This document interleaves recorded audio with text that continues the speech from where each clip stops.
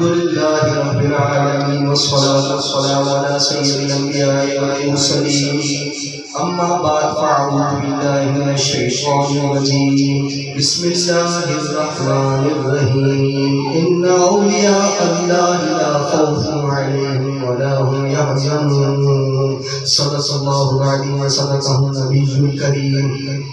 الحمدللہ ہم نے پیران پیر غوث العالم دستگیر کا اس منایا. الحمدللہ غوث العالم دستگیر کے فیض سے، ان کے نام سے ایسا کوئی ہے نہیں جو کہے کہ ہم انہیں جانتے نہیں، چاہے اپنا ہو چاہے بیگانہ ہو چاہے پرایا. سب پیران پیر غوث العالم دستگیر کو بخوبی جانتے ہیں. بہت سارے لوگ ان کی کرامتوں سے ان کو جانتے ہیں، لیکن پیران پیر غوث العالم دستگیر کے دستے مبارک پہ کرامتوں کا بے پناہ ظہور ہوا. حضور کے صدقے طفیل، مولا علی مشکل کشا کے صدقے طفیل. لیکن اس سے بڑھ کر ان کا علمی مقام، وہ الحمدللہ وہ حافظ قرآن بھی تھے، وہ مفتی بھی تھے، وہ قاری بھی تھے، وہ محدث بھی تھے، وہ مفکر بھی تھے، مجدد بھی تھے. نہ جانے کتنے علوموں پہ ان کو دستخط حاصل تھی. 25 سال آپ نے جنگلوں میں پتے پودے پیڑ کھا کر اللہ تعالیٰ کو راضی کرنے کے لیے مجاہدات کیے.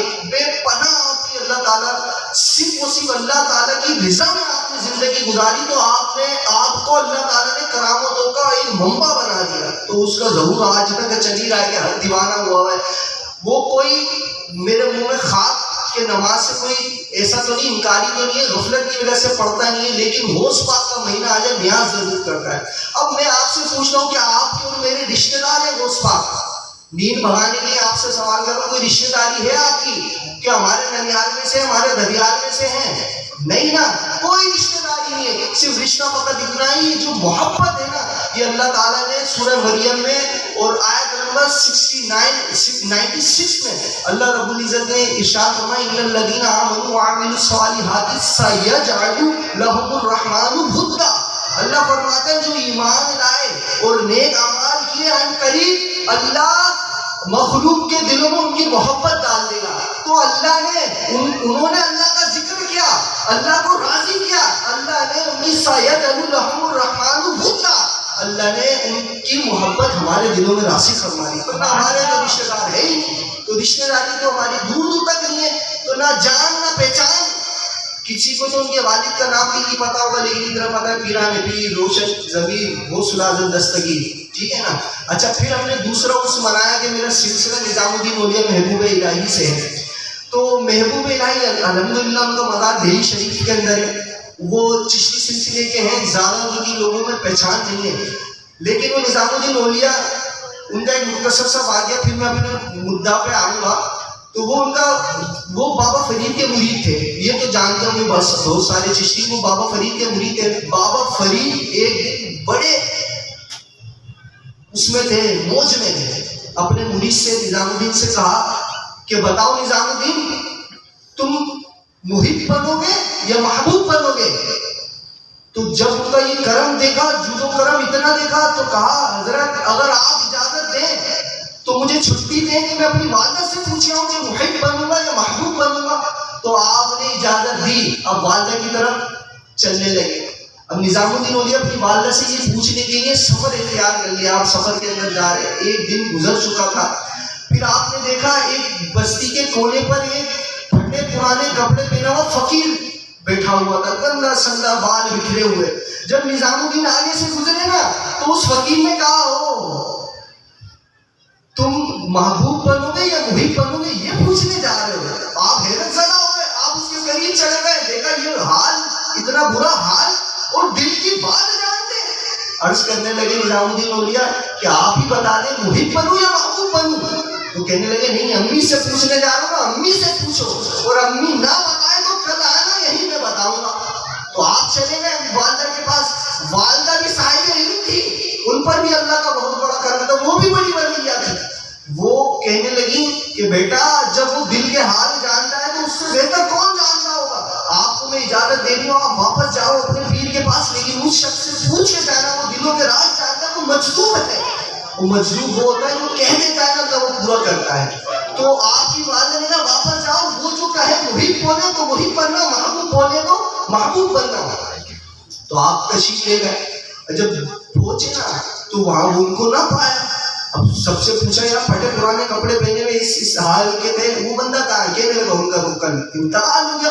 تو کہنے لگے ان کا مزار ہی بتا دو, ان کی قبر ہی بتا دو, کس قبرستان میں دفنایا ہے وہی بتا. ارے ان کو کیا دفنانا, گندا سندا آدمی تھا, وہ کچرے کا ڈھیر سامنے پڑا ہے, وہاں پڑی گئی اس کی لاش. آپ حیرت زدہ ہو, دل میں یہ گمان کرنے لگے ایسا شخص جو دل کے حال جانتا تھا اس کا انتقال ہو گیا, اور پھر وہ ان کی حالت یہ کہ کچرے کے ڈھیر میں پڑے گئے.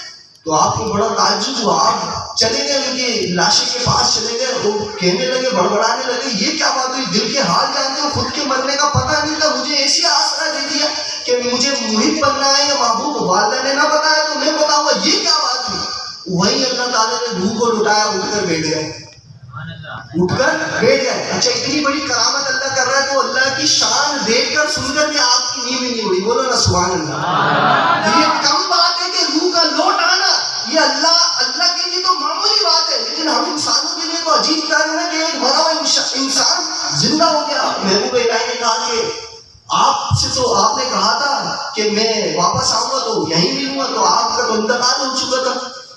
تو کہنے لگے بات یہ ہے کہ میں نے وعدہ کیا تھا, میں وعدہ پورا کر رہا ہوں. امی نے بتایا, امی نے نہیں بتایا, آپ بتائیں کہ محبوب بنوں یا محب بنوں. کہنے لگے محب نہ بننا, محب بنو گے تو مرنے کے بعد نہ کفن ملے گا نہ دفن ملے گا, محبوب بننا.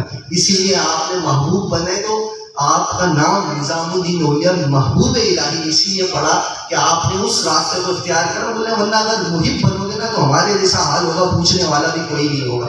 محبوب بنو, لطف و عنایت ایسی ہوگی جو تمہارے دربار پہ آئے گا, جو سوال کرے گا اللہ پوری کر دے گا انشاءاللہ. تو یہ اللہ نہ وہ ہمارا نظام الدین اولیاء محبوب الہی بھی ہمارے رشتے دار نہیں ہے, کوئی دور دور تک کوئی اگر پتہ نہیں, کچھ نہیں پتا کہ ہماری کوئی نہ ننیال سے نہ ددیال سے کوئی نہیں ہمیں.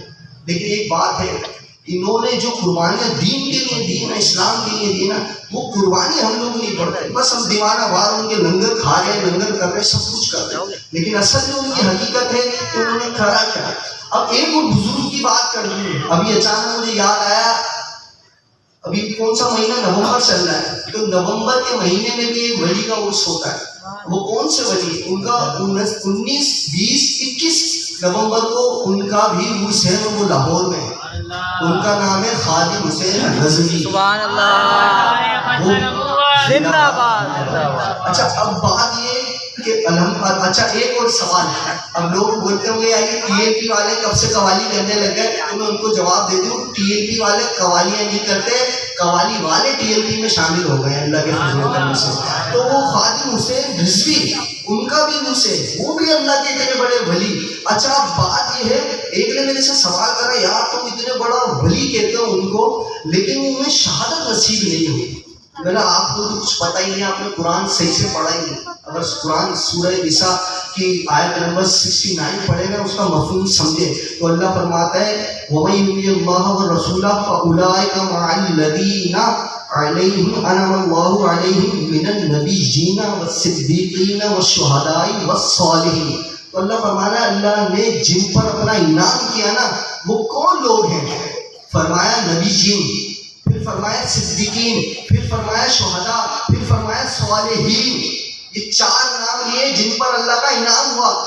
ہم شریف میں پڑھتے ہیں نا, اللہ تعالیٰ انعمت علیہم غیر المغضوب علیہم ولا الضالین. اللہ نے فرمایا نا, اللہ فرماتا ہے قرآن کے اندر کہ ان کے راستے پہ چلو جن پر میرا انعام ہوا. اور دوسری آیت میں, یہ سورہ نساء کی 69 آیت میں اللہ فرما رہا ہے کہ جن پر انعام ہوا نا وہ لوگ یہ ہیں, کون؟ نبیین, صدیقین, شہداء, صالحین. دیکھو جو رسول ہوتا ہے نا وہ نبی بھی ہوتا ہے, بات سمجھنا, جو رسول ہوتا ہے وہ نبی بھی ہوتا ہے, لیکن جو نبی ہے یہ ضروری نہیں کہ جو نبی ہے وہ رسول بھی ہو. اب یہاں رسول کا ذکر نہیں ہے, کیوں نہیں ہے ذکر؟ کیونکہ رسول نبی کو ہوتا ہی نہیں ہے. جب نبی کا ذکر آ گیا تو رسول تو آٹومیٹکلی خود ہی اس زمرے میں آ گیا. جیسے سب سے بڑا درجہ جو ہے نا وہ ہے, جیسے رسول پاک صلی اللہ علیہ وسلم نے بتایا نا کہ 5 رسول اولو العزم رسول تھے, ان کا مرتبہ رسولوں سے افضل ہے, رسولوں کا مرتبہ نبیوں سے افضل ہے. اور پھر جو 5 رسول ہیں نا اولو العزم, اس میں سب سے بڑا رتبہ میرا ہے. نبی پاک فرما رہے اولو العزم اب آپ بھی ذہن میں رکھ لیں، اللہ کے بعد اللہ کی مخلوق میں سب سے عظیم شخصیت جو ہے وہ نبی پاک علیہ السلام ہے. خود نبی پاک صلی اللہ علیہ وسلم نے فرمایا سب سے افضل 5 رسول ہیں اولو العزم، اور اس میں سے میں سب سے افضل ہوں، ان 5 میں سے. 5 کے بعد تمام جتنے رسول ہیں وہ افضل ہیں، پھر تمام انبیاء افضل ہیں. تو یہ کیٹیگری ہے. تو اللہ تعالیٰ نے یہ کیٹیگری بتائی کہ جو رسول ہے وہ نبی ہوگا. تو اللہ فرما رہے ہیں نبی جینا و صدیقین و شہداء و صالحین. تو اب یہ میں بات کر رہا تھا صدیقین. اب جس خادم حسین رضوی نے منبر پر بیٹھ کر صداقت کی بات کری ہو، سچ کی بات کری ہو، شہادت سے بڑا رتبہ تو انہیں صدیق کا ویسی سرٹیفکیٹ مل چکا. اور ایسا سرٹیفکیٹ ملا پاکستان کو، پاکستان ہندوستان پوری دنیا کے اندر ایسا سرٹیفکیٹ ملا. ان کو لوگ کہتے ہیں کہ یہ وہ شخص ہے کہ نہ وہ مسجد دیکھتا ہے، نہ منبر دیکھتا ہے، نہ عدالت دیکھتا ہے، نہ روڈ دیکھتا ہے، نہ کوئی میدان دیکھتا ہے، جہاں بھی بات کرتا ہے حق اور سچ کی بات کرتا ہے. ایسا صادق ہے. اب صادق ہونے کا، صادق کو شہادت کا درجہ تو پہلے ہی مل چکا ہے. شہید مرتا ہے ایک دفعہ اور صادق مرتا ہے روز. کیسے؟ ابھی آپ TLP کے دھرنے وغیرہ میں کہیں گئے ہو نا، اگر پولیس والوں نے پکڑ کے لے لیا ہو نا، ایک کروٹ پہ سلاتے ہیں جیل میں. اگر جو کوئی میرا بھائی ہو کر آئے نا اسے پتا ہے ایک کروٹ پہ اگر تکلیف کی وجہ سے دوسری کروٹ لی نا وہ اٹھا دے گا، کھانے کا ساری رات کھڑے ہو کے سونا پڑے گا. اب روز جو مر رہا ہے، جو روز اللہ کی راہ میں اپنی جان دے رہا ہے، تو اسے شہادت کی بات. ارے اللہ تو خود فرما رہا ہے یہ صدیق ہے، صدیقین ہے. اب ہمارے امام، ہماری مسجد کے امام تھوڑے بہت چھوڑ کر باقیوں کو آپ دیکھ لیں، وہ حق کی بات کر ہی نہیں سکتا. حضور علیہ السلام کی ناموس پہ آئے دن آ کے پڑھ لیں، لیکن ان کی مجال ہی نہیں ہے وہ کہ منبر پہ حق کی بات کر دیں. حضور علیہ السلام کی ختم نبوت پہ روزانہ ڈانٹے ڈالے جا رہے، لیکن مجال ہے کہ وہ منبر رسول پر کہہ دے. وہ تو یہ کہتے ہیں کہ ہم حضور کی بات کریں، لبیک یا رسول اللہ کی بات کریں. ارے یہ تو سیاسی نعرہ ہے، کمیٹی والے نے مسجد سے نکال دیں گے. اب بتاؤ پاکستان ہم نے حاصل کیا کلمے کی بنیاد پر. جس ملک میں کلمے کی بنیاد پر حاصل کیا گیا ہو ان کی مساجد میں رسول اللہ صلی اللہ علیہ وسلم کی بات کرنا جرم بن جائے تو ایسے ملک کا پھر فائدہ کیا ہے؟ اور پھر ایسے اماموں کا بھی فائدہ کیا ہے؟ وہ بیچارے اپنی نوکری بچانے کے چکر میں حق کی بات ہی نہیں کر سکتے، وہ صادق ہو ہی نہیں سکتے. اب مجبوری ہمیں بھی ان اماموں کے پیچھے نماز پڑھنا دل کرتا نہیں ہے ان کے پیچھے نماز کرنے کا.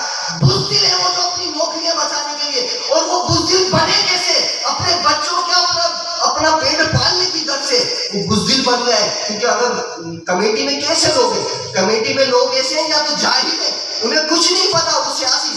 اور کچھ لوگ تو سیاسی گزرے ہیں، اس میں NQM بھی ہے، پیپلز پارٹی بھی ہے، اور اس کے اندر یہ میرے کو تو نام بھی ڈھنگ سے نہیں آتے، بہت ساری ان کے کمیٹی میں شامل ہو گئے. بولے نہیں اب حضور کا ذکر کرنا بھی جرم بن گیا. بولے یار یہ تو سیاسی ہے. باہر اللہ تعالیٰ انہیں بھی ہدایت دے. مسجد ہو چاہے عام جگہ ہو. اور میں آپ بیٹی کے ماؤں بہنوں کو بھی ایک واقعہ سناتا ہوں، ان کا بھی ایمان تازہ ہو جائے گا. ہمیں آپ کو کرنا کیا؟ آپ کیا سمجھتے ہو کہ نمازیں آپ کو جنت میں لے جائیں گی؟ آپ کیا سمجھتے ہو آپ کے روزے جنت میں لے جائیں گے؟ آپ کیا سمجھتے ہو آپ کا زکات فطرہ یہ لے جائے گا جنت میں؟ ارے نہ بابا، یہ منہ پہ دے کے مارنے والی ہماری نمازیں ہیں، کوئی کم خام نہیں ہے. رسول اللہ صلی اللہ علیہ وسلم کی پوری زندگی اٹھا کے دیکھ لو، اور جتنی حدیثیں پڑھ لیں، بخاری پڑھیے، مسلم پڑھیے، ارے جو حدیث پڑھ کے دیکھ لو، رسول اللہ صلی اللہ علیہ وسلم نے اپنی ناراضگی کا اظہار کبھی نہیں کیا. کبھی کوئی بے نمازی آ گیا، کوئی حدیث نہیں ملے گی کہ حضور نے منہ موڑ لیا. کوئی بے روزدار آ جائے، منہ نہیں پھیرا حضور نے. کوئی زکات دینے والا نہ ہو، اور کوئی بھی ہو کہ کوئی سی بھی نیکی چھوڑنے والا ہو، حضور نے منہ نہیں پھیرا. میں آپ کو بتاؤں کہ حضور نے منہ پھیرا تو کیسا پھیرا؟ جنگ تبوک کا موقع تھا، ہزاروں صحابہ کرام آپ کے ساتھ تشریف لے گئے. جنگ کے اندر 3 صحابی تھے، جس میں سے 2 بزرگ تھے، ان کا حضور صلی اللہ علیہ وسلم نے قبول کیا. ایک مالک بن کعب بن مالک تھے، وہ سستی کی وجہ سے، جبکہ وہ بدر کی جنگ کے اندر بھی موجود تھے. بدر والوں کو اللہ نے یہ فرما دیا ان کا کوئی مقابلہ نہیں ہوگا، یہ جو چاہے کرے، ان سے کوئی پوچھ گچھ نہیں ہوگی، کیونکہ بدر میں بڑی قربانی دی ہے انہوں نے. تو وہ تھے کعب بن مالک سستی کی وجہ سے جنگ میں نہیں جا سکے. ہوا کیا پھر جب حضور جنگ سے واپس لوٹے نا تو حضور کے سامنے جب کعب بن مالک آتے تھے نا, خدا کی قسم حضور منہ پھیر دیتے تھے. کعب بن مالک اس طرف آتے تھے, حضور یہاں منہ پھیر دیتے تھے. اور یہی نہیں, حضور صلی اللہ علیہ وسلم نے ان کی بیوی کو بلایا, کہا ان سے تب تک بات نہیں کرنا جب تک ان کی توبہ قبول نہ ہو جائے. اور کعب بن مالک کو بھی بلایا کہ تم نے اپنی بیوی سے بات نہیں کرنی, سے میں نے چھوڑ دیا. تو پوچھا حضور کیا طلاق دے دوں؟ نہیں طلاق نہیں دو, ان سے بات نہیں کرنی. یہاں تک کہ رسول اللہ صلی اللہ علیہ وسلم نے 50 دن کعب بن مالک سے اسی لیے بات نہیں کری کہ وہ جنگ میں نہیں گئے. یہی نہیں, یہاں تک کہ ان کے خاندان والوں کو, عام لوگوں کو, ہر شخص کو یہ کہہ دیا تھا ان سے کوئی بات نہ کرے. آپ دیواروں میں سر مارنے لگے تھے کہ میرا پڑوسی, میرا رشتہ دار میرے سامنے کھڑا ہے, میں سلام کر رہا ہوں, سلام کا جواب نہیں دے رہے. ارے رسول پاک صلی اللہ علیہ وسلم نے سلام کی تعلیم دی کہ جواب دو. حضور نے کعب بن مالک کے سلام کا جواب بھی نہیں دیا. 50 دن تک بائیکاٹ کیا. ایسے صادقہ جو قطعی جنتی ہے, اس کے باوجود صرف جنگ میں نہیں جاگ گئے. اس لیے حضور نے 50 دن بات نہیں کری. 50ویں دن پھر کہیں اللہ کا قرآن نازل ہوا, اللہ نے ان کی توبہ قبول کری. تو بتاؤ یہ جنگ والی باتیں معمولی ہیں؟ اب آپ سوچو گے یہ جنگ کا ماحول تو ہے ہی نہیں, تو ہم جنگ کی بات کر کیوں رہے؟ ارے آپ کو پتہ نہیں فلسطین میں کیا ہو رہا ہے. 40,000 لوگوں کو قتل کر دیا گیا ہے. چھوٹے چھوٹے بچے, ماں باپ بچوں کے ہاتھ پیر ڈھونڈ رہے ہیں. وہ مسلمان نہیں ہے, ہم یہاں مست ہے اپنی مدد میں, ہمیں ہوش ہی نہیں ہے کہ وہ مسلمان ہیں. انما المؤمنون نعرہ تکبیر, نعرہ رسالت, میدان اولیاء. تو وہ مسلمان ہیں اور مسلمان ایک جسم کے مانند ہے, تو ہمیں کوئی تکلیف نہیں ہو رہی. ٹی وی پر جب خبر کوئی آ جائے ٹی وی کے اوپر کہ فلسطین میں چھوٹے چھوٹے بچے, مائیں بہنیں سب تربتر ہوئی ہیں, تو وہاں کیا کرے گا؟ وہاں کوئی نماز کا پوچھے گا اور وہاں جہاد کا پوچھے گا. اور ہم لوگ سوچ رہے ہیں یہ پاکستان بنا تھا کلمے کی بنیاد پر, ہم بھول چکے اپنا مقصد.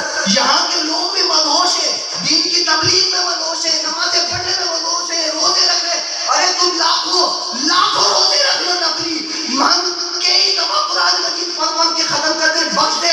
ارے اللہ کے اس کی کوئی مقبولیت نہیں کہ وہاں مسلمان کٹ رہا ہے, مر رہا ہے, تمہارا ضمیر اتنا سویا ہوا ہے کہ تم پیپسی بھی نہ چھوڑو.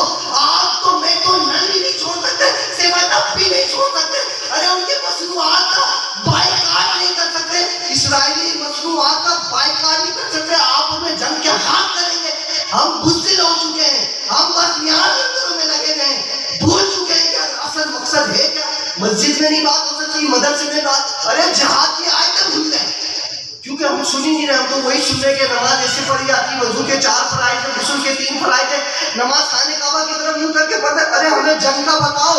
اب قیامت قریب ہی ہے یار, کیا کر لو گے اپنی بلڈنگیں ہم بنا کے, کیا کریں گے, ہمارا کاروبار اچھا ہو جائے گا, کیا کریں گے, رکھ کر کہاں لے جائیں گے, قبر میں کیا کریں گے. ابھی سب فنا ہونے والا ہے, تو اس سے پہلے ہم اور آپ یہ بول رہے ہیں بچے کو بتائیں. ارے آپ کچھ بھی نہیں کر سکتے نا, اتنا تو کر سکتے ہو کہ کوئی مصنوعات کا بائیکاٹ کر لو. ارے جو لڑ رہے ہیں دین کے خاطر, ان کی بات ہی سن لو, ان کا ساتھ ہی دے دو. آپ کو تو مجھے تو یہ گوارا ہی نہیں ہے کہ ہم تحریک لبیک پاکستان کی بات سن رہے ہیں. خدا کی قسم وہ بات کس کی کرتے ہیں؟ وہ رسول اللہ کے دین کی بات کرتے ہیں. ارے اس پاکستان میں دین نافذ ہونا ہے, کیوں یہ اللہ کے رسول کے نام پر, اللہ کے نام پر لیا گیا ہے نا, اس لیے ادھر ایک نہ ایک دن تو اسلام رائج ہوگا. اب بھی اس میں شامل کون ہوتا ہے؟ آپ شامل ہوتے ہیں یا نہیں ہوتے؟ قرآن پڑھو ثواب ملے گا, نماز پڑھو ثواب ملے گا, نیازیں کرو ثواب ملے گا. اب جو وقت آ گیا بچے کو بتاؤ ہمارے لیے جہاد ہی ہے. ہمارے نبی نے 27 جنگیں لڑی ہے, نفس نفیس. کیا جنگ بدر کا پتہ نہیں آپ کو؟ جنگ بدر 17 رمضان میں جنگ بدر ہوئی, 313 مسلمان تھے خالی, ہزاروں کا لشکر تھا, ان کے پاس اونٹ بھی تھے, 100 اونٹ تھے, اور بے پناہ ان کے پاس صفہ سلاد پیسہ بھی بہت تھا. جنگ بدر کا واقعہ ہو گیا.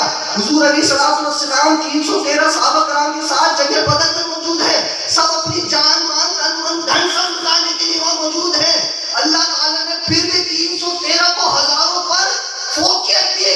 اللہ نے ایسا کرم کیا, رسول پاک سجدے میں گر گئے اور فرمانے لگے گویا کہ اللہ سے کیوں عرض کر رہے ہیں, اے مولا مٹھی بھر مسلمان لایا ہوں, اگر یہ ہزاروں کے سامنے اگر یہ کافروں کی تلواروں سے یہ کٹ کریں گے تو بتا تیرے دین کا نام لینے والا بچے مقبول. رسول اللہ صلی اللہ علیہ وسلم کی دعا مقبول ہو گئی.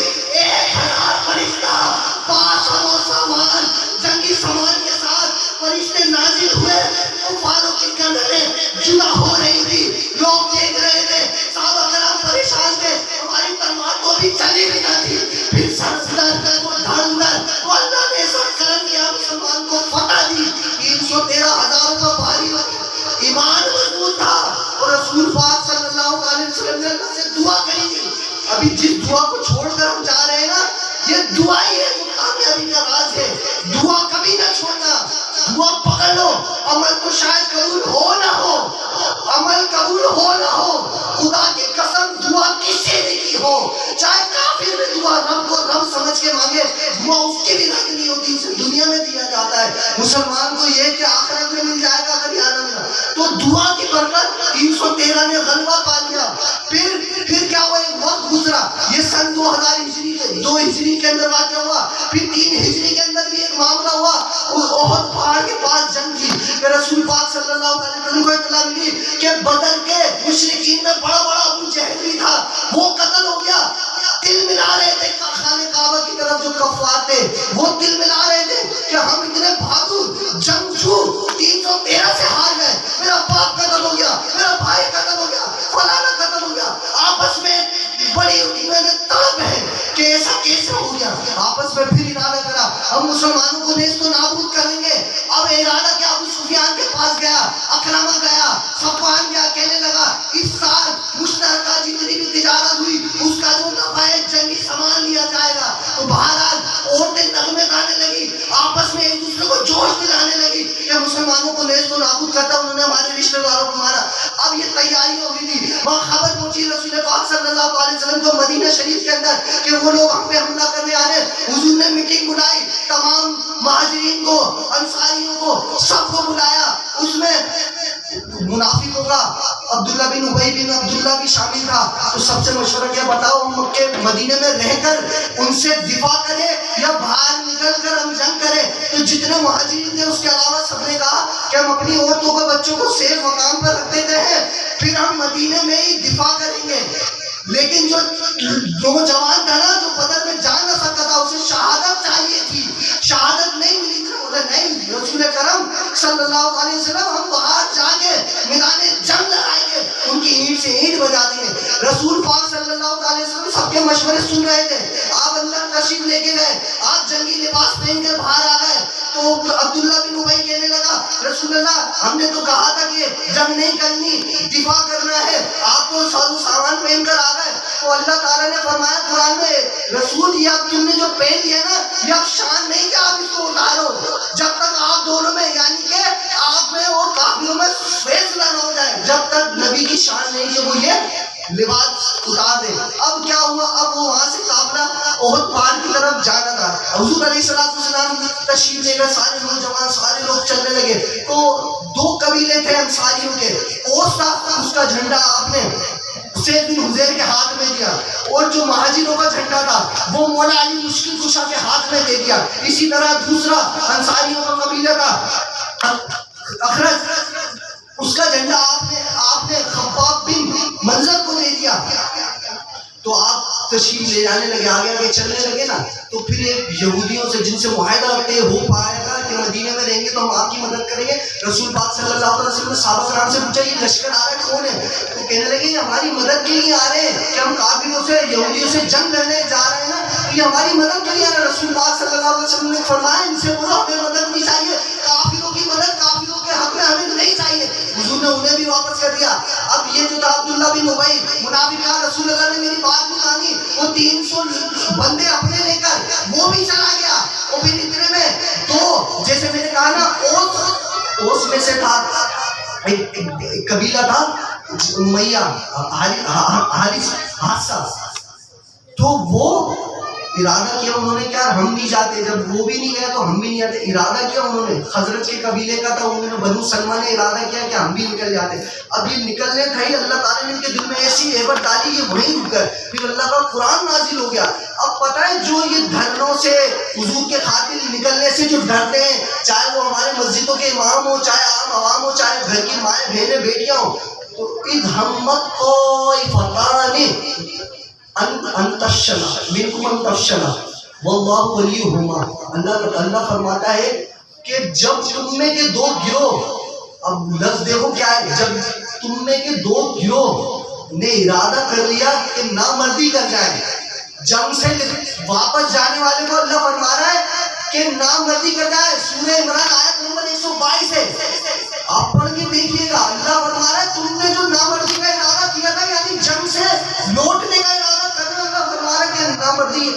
تو اللہ تعالیٰ نے لیکن کہا کہ واللہ ولیہما، اللہ ان کا سنبھالنے والا تھا، اللہ نے سنبھال لیا، تو وہ واپس اس میں شامل ہو گئے. اب آگے چلے، وہ بہت سارے حملے ہوئے، اب سب کچھ ہوا، اتنے میں افواہ اڑ گئی، جنگ جیت چکے، مال غنیمت سمجھنے لگے. 50 تیر اندازوں کو حضور صلی اللہ علیہ وسلم نے فرمایا تھا یہ جو اور پار کی جو کٹی ہوئی ہے نا، یہاں سے آپ نے ہلنا نہیں ہے چاہے ہم جنگ جیت جائیں. لیکن جب جنگ جیت گئے تو صحابہ کرام نے سوچا اب کیا، اب تو مال غنیمت تقسیم ہو رہا ہے. وہ وہاں سے آ رہا ہے، کفاروں کو دوبارہ سے موقع ملا، وہ وہاں سے ایسا حملہ کیا، بھگدڑ مچ گئی، یہاں تک کہ یہ افواہ بھی اڑ گئی کہ رسول اللہ صلی اللہ علیہ وسلم معاذ اللہ شہید ہو گئے. اب جب یہ پتہ چلا نا کہ حضور شہید ہو گئے تو بس کیا تھا، کائے پلٹ گئی. اب صحابہ کرام آپس میں مایوس ہو گئے، کچھ بھاگ مطلب آگے چلے گئے، کریں کیا، کچھ لوگ تھوڑے بہت لڑنے لگے، کچھ مایوس ہو کے بیٹھ گئے، کریں کیا.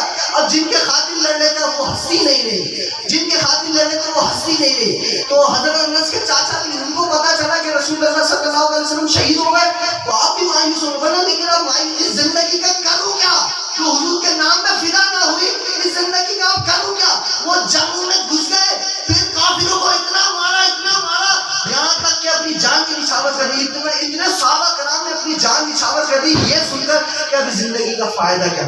لیکن وہاں ایک عورت بھی تھی، اب وہ تھی ام عامر.